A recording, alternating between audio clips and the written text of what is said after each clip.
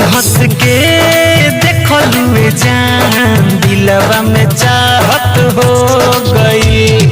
तू हंस के देखलुए जान दिलवा में चाहत हो गई।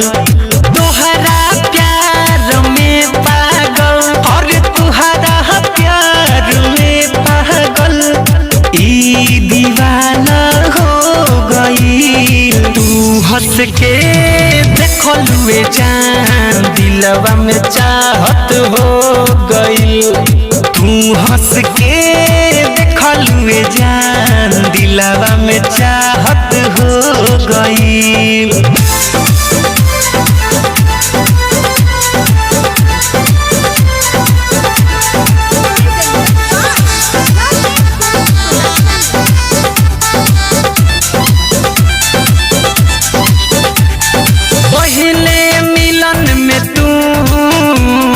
दिलवा में धस गइलू देखनी तोहर सूरतिया अखिया में बस गइलू।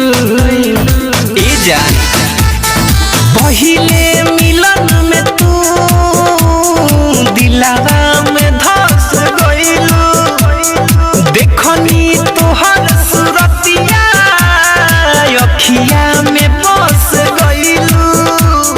तोहरा बिना जियल जान लागेला आफत हो गई। हर तू हंस के देखलुए जान दिलवा में चाहत हो गई।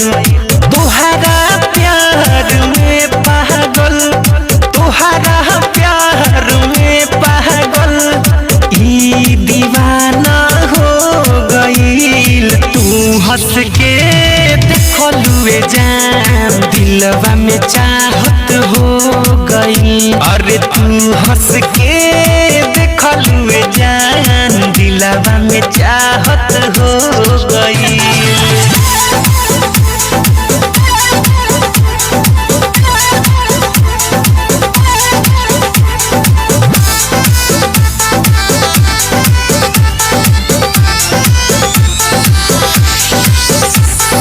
रतिया में अब अखिया तोहरे चाहत में जागे। तोहरा सिवाय रानी केहू न निक लागे। ए जान रतिया में अब अखिया तोहरे चाहत में जागे। तोहरा सिवाय रानी केहू न निक लागे। अखिया से जादू चलवलू ता दिलवा में राहत हो गइल। अरे अखिया से जादू चलवलू ता दिलवा में राहत हो गइल। तोहरा प्यार में पागल तोहरा प्यार में पागल ई दीवाना हो गई। तू हंस के देखलुए जान दिलवा में चाहत हो गई।